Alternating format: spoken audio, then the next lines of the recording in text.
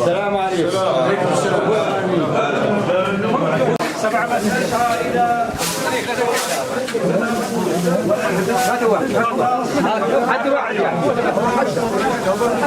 حد شراب صحيح وصل على شباب يجيبوا من الرصيف والرجوع والله عليك آخر واحد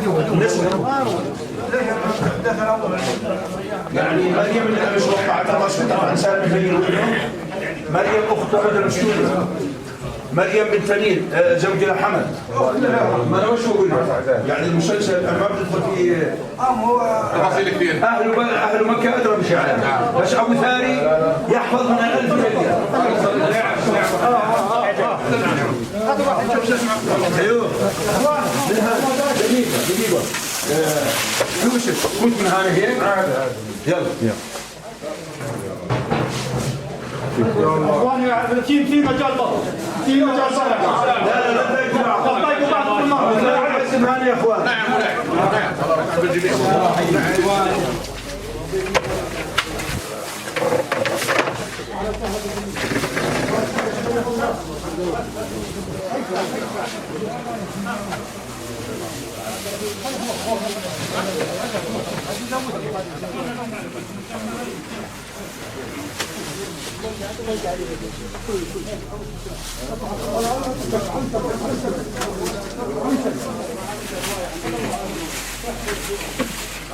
بين عشيرتي الضرشان وابن سبحان من محافظة كرك إلى محافظة نادر برئاسة أيوه حي باب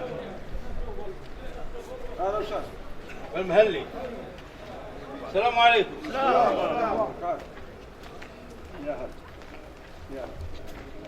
السلام عليكم. السلام. يا حبيبي. السلام عليكم. يا هلا يا هلا. كيف انت؟ السلام عليكم. السلام عليكم. يا هلا بحق. يا هلا. السلام عليكم.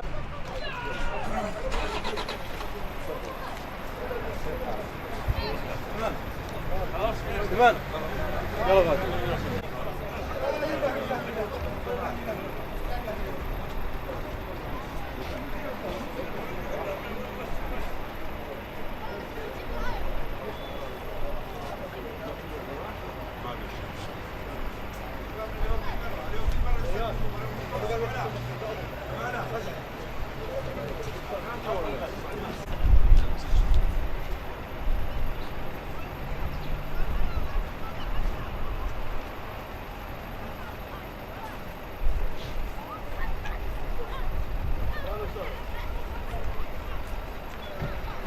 السلام عليكم.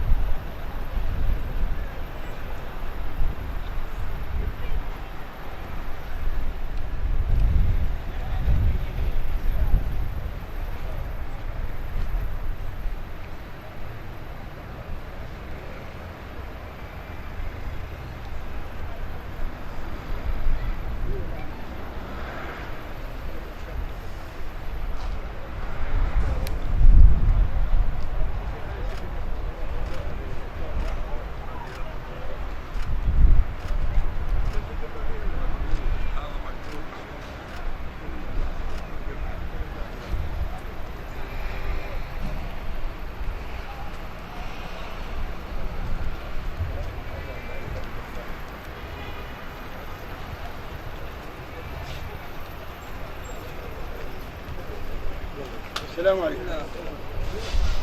شاري لا يا الله شاري كد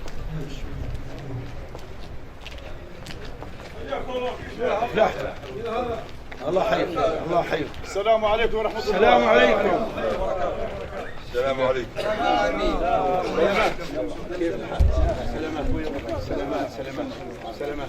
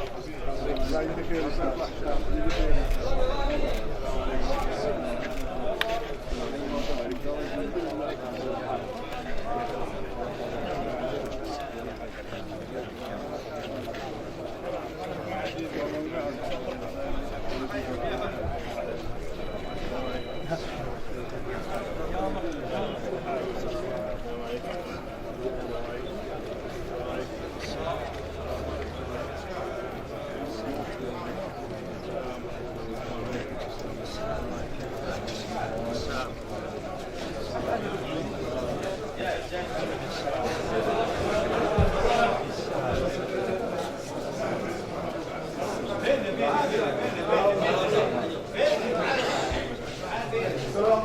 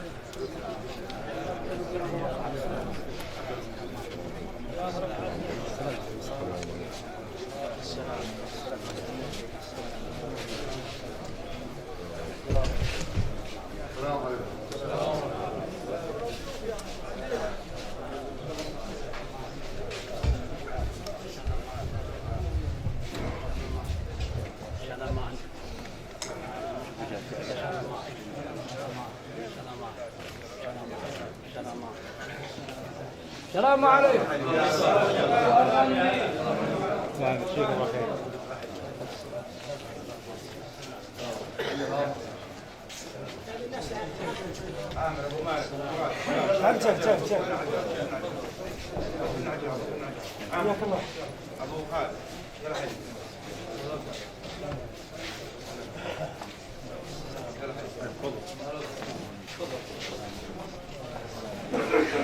الله يمسيكم بخير يغني.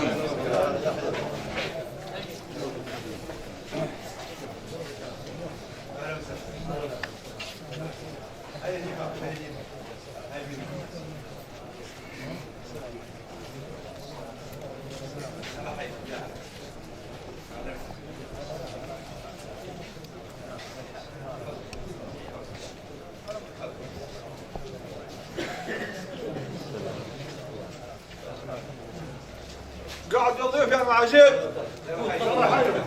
قاعد يمسيكم بخير جميعا. السلام عليكم.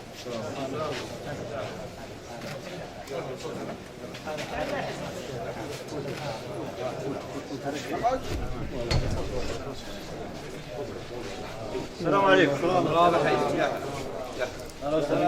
يلا حياك. احمد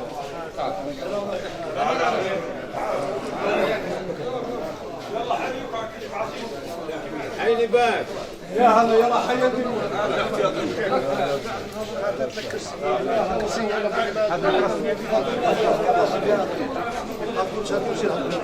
هات كرسي يوه هات لك كراسي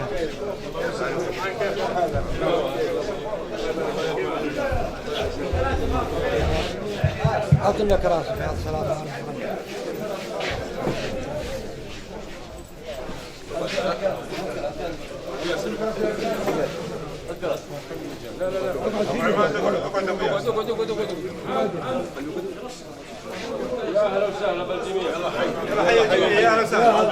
يلا حييكم من ملكاكم يلا حي الجميع يا اهلا وسهلا حشمتكم بيكم يا رجال الله يحييك الله يحييك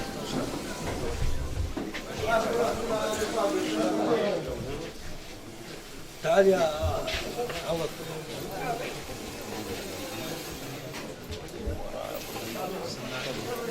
تفضل تفضل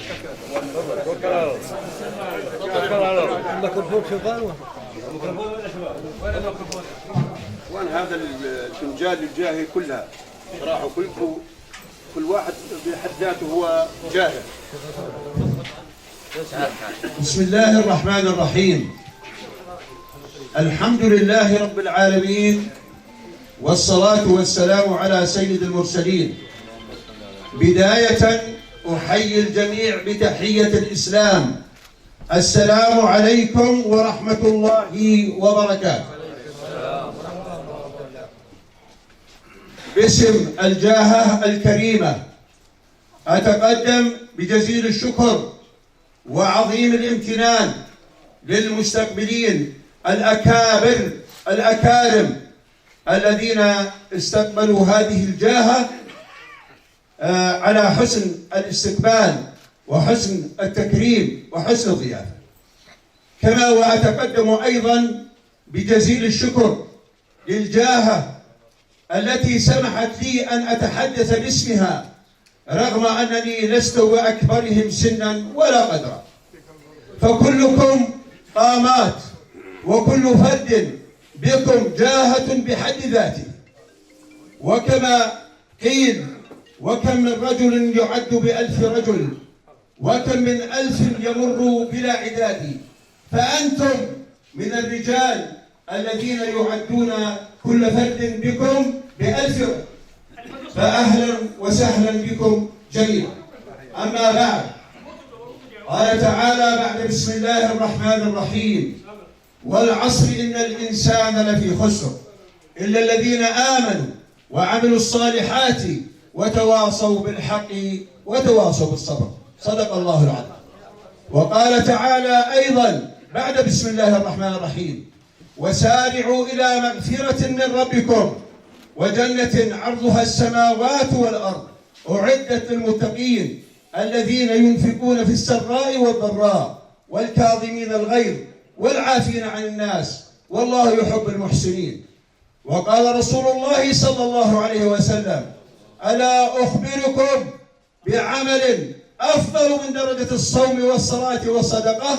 قالوا: بلى يا رسول الله. قال: إصلاح ذات البين. وديننا الإسلام الحمد لله دين المحبة، دين التسامح، دين العفو عند المقدرة. فهذه الجاهة الكريمة جاءت من شتى محافظات المملكة الأردنية الهاشمية من الهضبة إلى العقبة تكريما لهذا الموقف. هذا الموقف حقيقة هو صعب وجلل، صعب وجلل، لكن جاءت هذه الجاهة إكراما وتكريما وتقديرا لهذه الوجوه الطيبة من محافظة الكرك إلى محافظة مادبة. فكلكم قامات وكلكم رموز في ظل حضرة صاحب الجلالة المفدى. أهلنا، حضورنا، أيها الحضور الكريم، أسعد الله مساءكم مرة أخرى. هذه الجاهة جاءت لإتمام مراسم الصلح على موقف حدث عام 21 في 31/12/21 إثر مشاجرة ترتب عنها أو نتج عنها مقتل المرحومة نعم سليمان فريج الصبحيين رحمة الله عليها. أول شيء لا يفوتنا إلا أن نقرأ الفاتحة على روحها.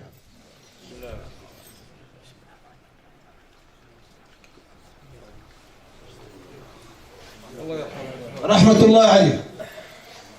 طبعا على يد ابنتنا تحت أي ظرف كانت هدى عيد سالم الطرشان، الله يفرجها عليها، وأنتم إن شاء الله نأمل وكلنا أمل بكم أن تكونوا أحد أسباب الإفراج على هذه الفتاة المكبلة بالسجون الآن. إخوتنا الأكارم، هذه الجاهة تطلب منكم وتمد أيديها إن شاء الله إلى إصلاح ذات البين والعفو عند المقدرة. فحياكم الله والله يعطيكم العافية. حفظ الله الوطن وقائد الوطن وولي عهده الميمون من كل مكروه. والسلام عليكم ورحمة الله وبركاته. السلام ورحمة الله وبركاته. الله يحييك.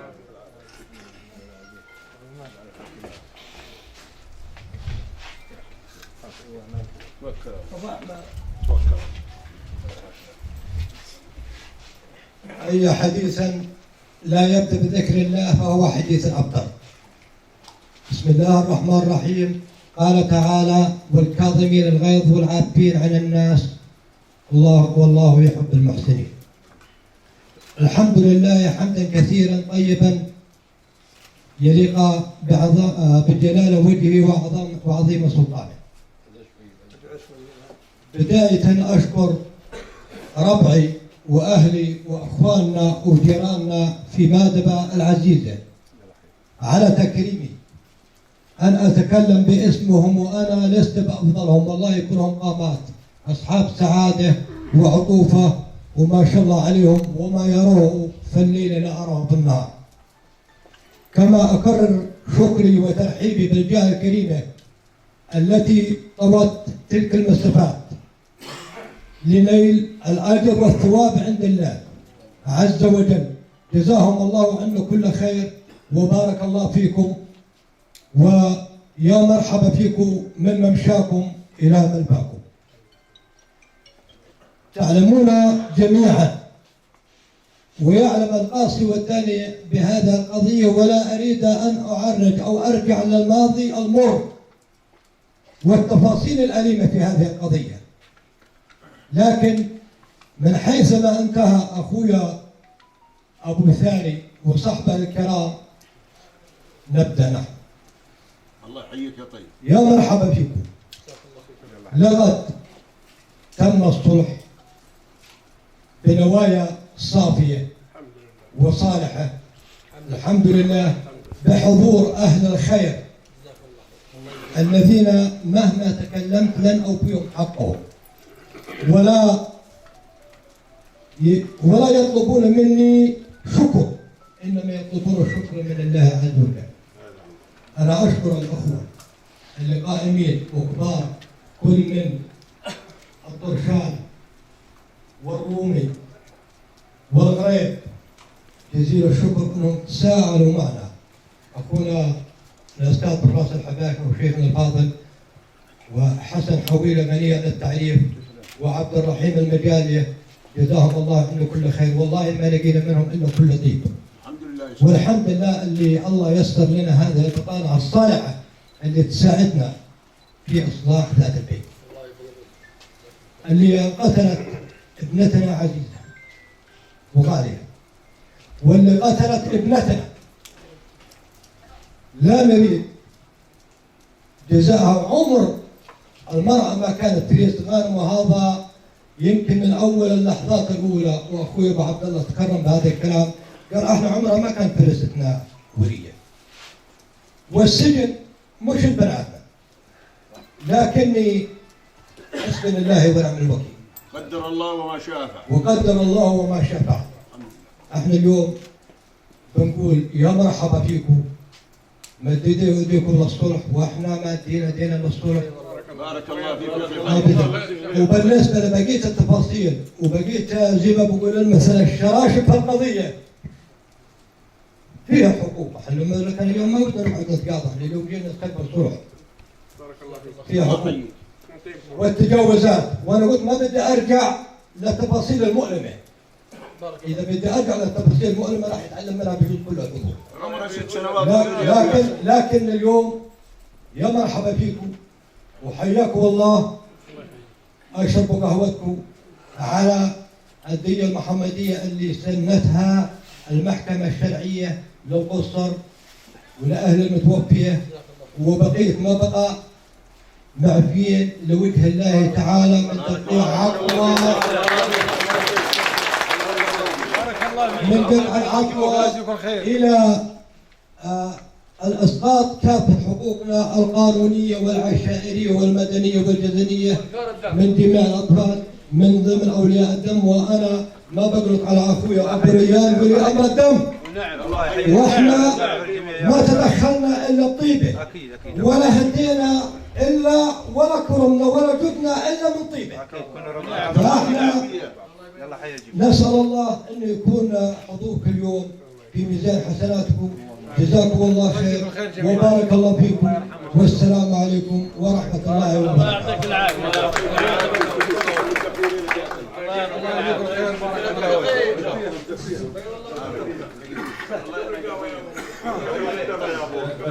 هذا شوي الميكروفون احسن.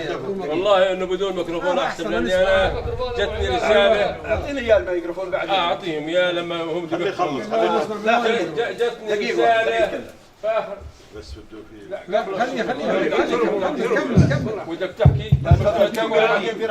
خليك تكمل. ايوه قضيتكم الحمد لله انتهت الحمد لله بكافه اطرافها، لكن انا اتمنى من خلال الرساله اللي وصلتني قبل والله يمكن ربع ساعه ما تدركون، اتمنى من كبار الجاهه وجميع الموجودين في الجاهه انه القضيه صحيح انتهت كامله، لكن ظلت فيها شرشبه صغيره، فاحنا نتمنى عليكم انكم ما تخلوها تظل هذه. والغريب بيقول انا مستعد اقعد في البيت اللي ودهم اياه في الاردن كله، حتى لو ودهم خارج الاردن، نروح عند الياور هنا بنروح، بقول لك انا جاهز وين ما ودهم اقعد هم وحقهم على راس خشمي. لكن هذه الشرشبه ما لازم تضل، وهي القضيه الكبيره الحمد لله انتهت. يعني شغله بسيطه جدا، الموضوع المراه الثانيه هذه اللي هي اخت المراه اللي في السجن، فاحنا بنتمنى منكم اللي دخلتوا، احنا بنشكر كل واحد دخل في هذا الموضوع بدون مسميات، لكن الشيخ حويله احنا بنعرف دائما مسعاه دائما بالخير، والله يعين على الوقت. وانتم يا الغارمين المجاني والحباشن وكل اللي في الجاهه، والله ما واحد منكم قصر، لكن ظلت هذه مسؤوليتكم تخلصوها. قول ان شاء الله. جزاكم الله خير. قول ان شاء الله. سيدي بعد إذنكم، أول شيء كل الشكر والتقدير لكم على حسن الاستقبال مرة ثانية وحسن الضيافة وحسن التكريم، حيث قيل دائما ما كريم إلا كريم الدم. وبيت الشعر الذي يقول وطني لو شغلت بالخلد عنه نازعتني إليه في الخلد نفسي. فكلنا تحت ظل الراية الهاشمية. نتقدم بجزيل الشكر لجلالة الملك وولي عهده ووزير الداخلية وكل من ساهم بهذه الساعة المباركة بإذن الله في إحلال الوئام بدل الخصام. إلنا عليكم طلب يا محترمين يا مستقبلين يا أكارم، هذا الموقف اللي شنكوا لينا فيه وأنتوا تكرمتوا، وكما قلت ما كريم إلا كريم الدم. الآن بدنا كفيل دفع لهذا الموقف، وبارك الله فيه، وهذا من حقنا إن شاء الله أن نطلب. سولف يا ابو ياسر. أخوي أبو ياسر كفيل دفع. كفيل ودك يهدوا عليه. يلا حيكم، بارك الله فيكم. كفيل ودك يهدوا عليه. يا أخوان هذا طلب كنت. كلكم قامات ورموز، كلكم قامات ورموز وسواسي بفضل الله عز وجل. احنا مرشحين اخونا الشيخ الفاضل ابو قمعان يلا حييك، يخلف عليك، يخلف عليك يا ابو عدي. يا سيدي شيخنا ابو قمعان الشيخ حسن حويلي الزبن، وبارك الله فيك والله يعطيك الصحه والعافيه. حياكم الله يا سيدي. تفضل يا سيدي. الله يحييك. بسم الله الرحمن الرحيم، والصلاة والسلام على رسوله الكريم. الحضور الأفاضل، تفضل الأخ الكريم أبو عماد بطلب بسيط جدا. احنا جاهزين لإتمام كل ما يلزم، جزاكم الله خير، بحيث انه ما يكون اي ثغرة لا سمح الله ينفذ منها. نعم تدخل مع الشيء. احنا مجتمع، والمجتمع فيه الصالح والطالح وفيه الطالح، ولو حتى بعد حين احنا جاهزين في اللي بدكم اياه، نصلح صلح كامل ونكمل اللي بدهم اياه. الطرشان حياهم الله فيه، حياهم الله، قرايبنا وحياهم الله. لو سمحتوا قرايبكم يلا حييهم، يشرفوا السلام بعد اذنكم. بعد معليش والله يا ابو رادي اذا تكرمت ابو عدي الله يقويك. اسمحوا لي يا اخوان نقرا صك الصلح. بسم الله الرحمن الرحيم. صك صلح عشائري في القضيه رقم 1602 على 2022 في الساعة 4 من مساء يوم السبت الموافق 15/11/2025 ميلادي. توجهت الجاهة الكريمة الموقعة أدناه وبرئاسة الشيخ فراس مد الله علي العساس الحباشنة، والمؤلفة من شيوخ ووجهاء عشائر المملكة الأردنية الهاشمية، والمكلفة من قبل السيد سالم عيد سالم الطرشان وذويه، والذي يحمل الرقم الوطني إلى مضارب عشيرة ابن سرحان الصبحيين في محافظة مادبة. وكان في استقبالهم شيوخ ووجهاء عشيرة ابن سرحان وأصدقائهم وأنسبائهم وجمع غفير من أبناء العشيرة، وذلك على أثر المشاجرة التي أدت إلى مقتل المرحومة بإذن الله تعالى نعم سليمان إفريج الصبحيين من قبل هدى عيد سالم الطرشان، والتي تحمل الرقم الوطني أيضا ذكر بتاريخ 31/12/2021. وبعد التداول في الموضوع وعلى لسان المتحدث باسم عشيرة ابن سرحان، تكرم المستقبلون عامة وأصحاب العلاقة خاصة بإسقاط كافة حقوقهم الشخصية والعشائرية والجزائية والقانونية والمدنية والشرعية عن المتسببة في الحادثة هدى الطرشان وذويها، وذلك إكراما لوجه الله تعالى ثم لرسوله ولجلالة الملك المفدى وللجاهة الكريمة، إسقاطا تاما وشاملا لا رجعة فيه. وكان الصلح ضمن البنود التالية: أولا التنازل عن هدى عيد سالم الطرشان وذويها من قبل ذوي المرحومة نعم سليمان فريد الصبحيين وورثتها جميعا دون استثناء، البالغ والقاصر، تنازلا عاما وشاملا لا رجعة فيه، وإبراء ذمة هدى وذويها إبراء شاملا واستيفاء تاما عن كافة حقوقهم حاضرا ومستقبلا في جميع القضايا المنظورة والمفصول بها لدى الجهات المختصة، وما تفرع عنها من قضايا وما ينشأ عنها مستقبلا من دعاوي ناجمة عن ذات الفعل وتحت أي رقم كانت، سواء فصل بها بحكم قطعي أم لا، إبراء الاستيفاء والإسقاط. ثانيا تسليم الدية لدى المحكمة الشرعية بكتاب رسمي من قبل دار المحافظة، والبالغة 42,500 دينار أردني فقط لا غير.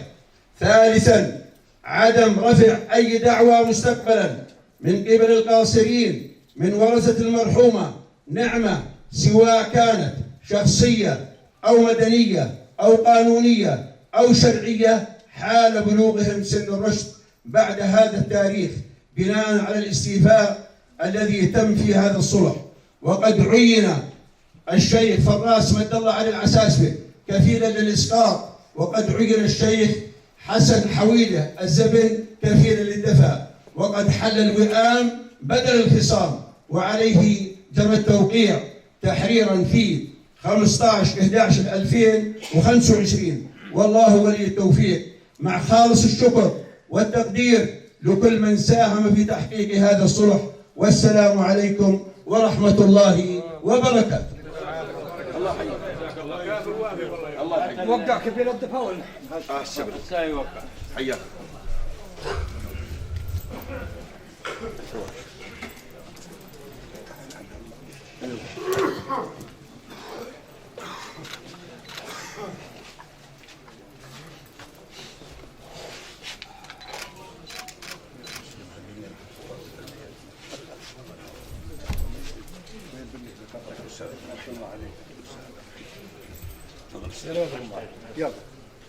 حكيت معهم يا ابو عدي؟ حكيت ايوم على الباب. ان شاء الله ان شاء الله ان شاء الله ان شاء الله. يلا تعال يا عوض.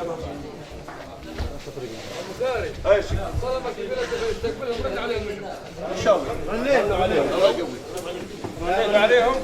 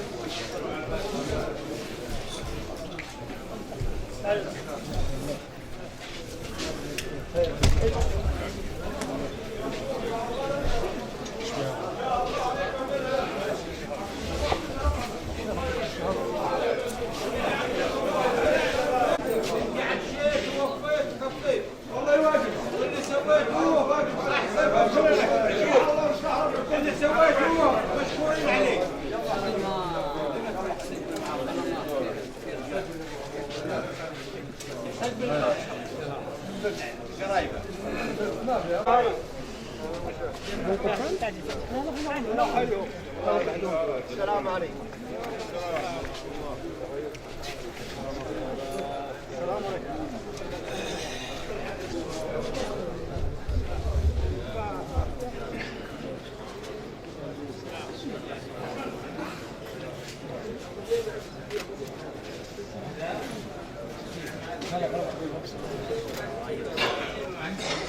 السلام عليكم.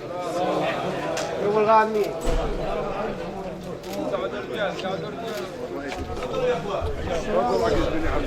فوت الجاي فوت الجاي. تفضل جوا جاي. سيب ابو خير جميعا.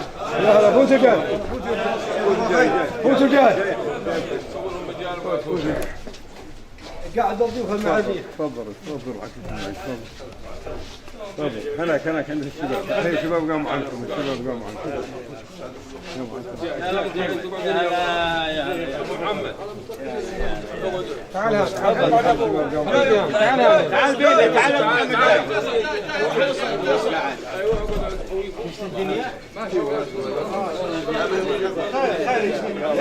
يا هلا ابرك الساعات ان شاء الله. الله يكرمك. وين قهوه جاي يا اهلا وسهلا قريب. مرحبا يا هلا بربعنا الطرشان، واحنا بنقول اليمن زلة اليسري، وما في طريق تسير في الدنيا بخط مستقيم الا فيها منعطفات، فيها طلوع وفيها نزول. الحمد لله ان ربنا يسر لجميع الاطراف بطانه الصالحه من اهل الخير والاصلاح لما هاجروا.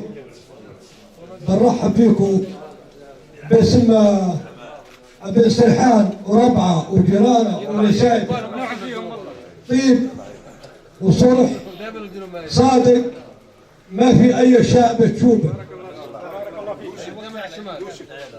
ويا هذا ونشكر مسلم وجاها ونشكر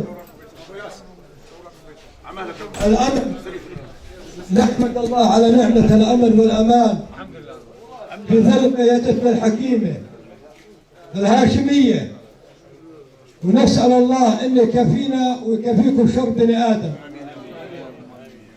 ويجعلها خاتمه الاحزان، وعظم الله على جميع الاطراف. والسلام عليكم. بسم الله الرحمن الرحيم، والصلاة والسلام على أفضل الأنبياء والمرسلين سيدنا محمد.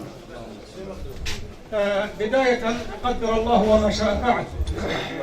احنا نشكر عشيرة ابن سرحان الصبحيين على ما أبدوه من كرم في إنهاء هذا الملف الشائك الذي استمر فترة زمنية طويلة. ونشكر ثانيا الجهة الكريمة التي تكبدت عناء السفر بالكرك في ظل الظروف الجوية السائدة، وجميع المحافظات يعني، وجميع المحافظات سواء من المادبة أو من الكرك أو من ما بعد الكرك ومن الزرقاء. ونخص بالذكر الآن بالشكر الجزيل لكل من سعى في إنهاء وحل هذه المشكلة منذ فترة زمنية من تاريخ تقريبا 16/3. ولا يفوتنا طبعا إلا أن نشكر رجال الأمن العام حماة هذا الوطن بجميع مسمياته، وحمى الله الأردن في ظل قيادة الملك عبد الله بن حسين، وبارك الله فيكم وجزاكم الله كل خير. شيخ تحسين قضاء. بسم الله، الحمد لله، والصلاة والسلام على رسول الله. يقول الله تعالى: والعصر إن الإنسان لفي خسر إلا الذين آمنوا وعملوا الصالحات وتواصوا بالحق وتواصوا بالصبر. ويقول الله تعالى: ولنبلونكم بشيء من الخوف والجوع ونقص من الأموال والأنفس والثمرات وبشر الصابرين الذين إذا أصابتهم مصيبة قالوا إنا لله وإنا إليه راجعون أولئك عليهم صلوات من ربهم ورحمة وأولئك هم المهتدون. والله إنها لأجمل صورة بهية من صور هذا الوطن الحبيب، أن تجتمع القلوب على محبة الله وأخوة في الله سبحانه وتعالى، أن يحل الوئام والمحبة والمودة بدلا من الخصام.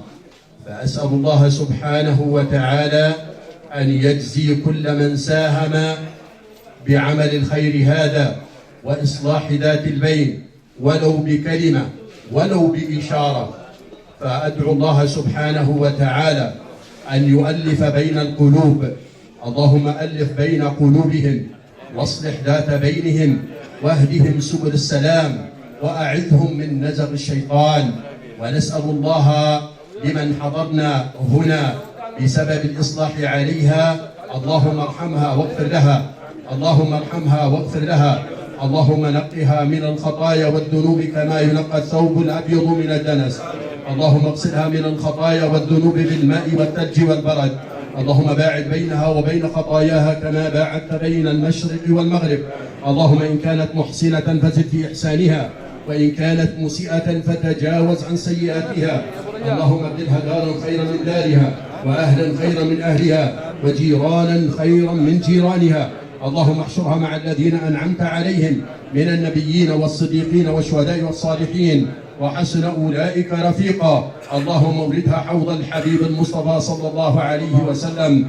وآخر دعوانا أن الحمد لله رب العالمين، وصل اللهم على محمد وعلى آله وصحبه وسلم. وجزاكم الله خيرا جميعا، وأحل الله المودة والمحبة بينكم على مدى العمر إن شاء الله. يعطيك العافيه يا شيخ. وين ابو عمر عيد؟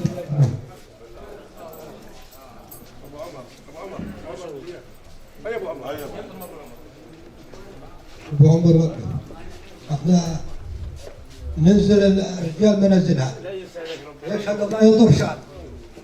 وانت يا بن سرحان انه هذا الرجل اللي ما عاش تعبت القضيه واسمه تعب بهالامانه ومن الجنود المجهولين اللي بروح في الليل وبيجي في النهار. هذه امانه لازم نأديها له. يشهد الله انه الرجل اتقى بكل ضمير وامان واخلاص بدون مناس يزني. فالله يجزيك خير وبارك الله فيكم والله يعطيكم العافيه. بسم الله. يا سيدي الله يخلف عليكم وشكرا لكم وخطاكم الى الجنه. تسمح لنا والسلام عليكم ورحمه الله وبركاته. وعليكم السلام. كل الشكر والتقدير لكم جميعا. ولكل انسان خطا الى ان وصلنا الى هذه الساعه المباركه الطيبه. الله يعطيكم العافيه. يهودكم مشكور.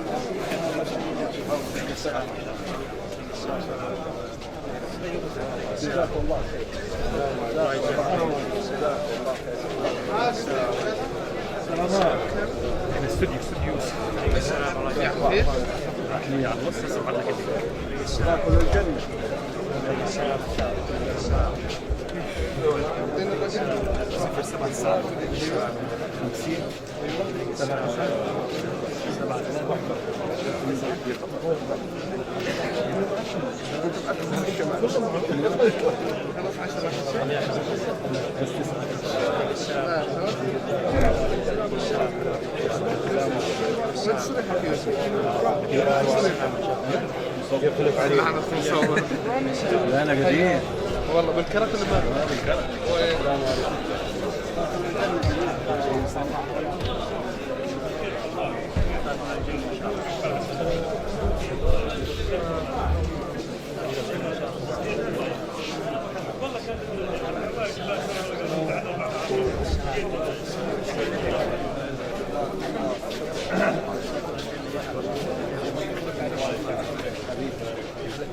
السلام ان شاء الله.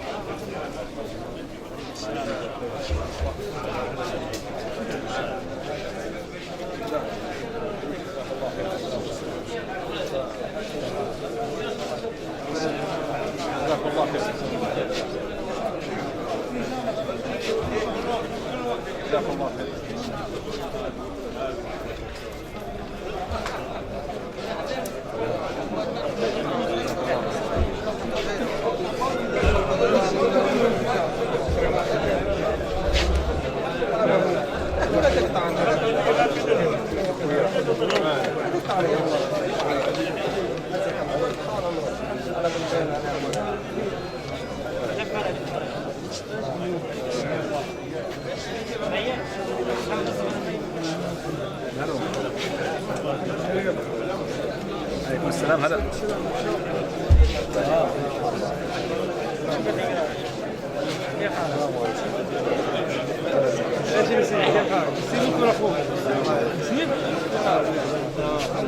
هذه الصورة هذه الدراسة ما كم مرة لقيتها.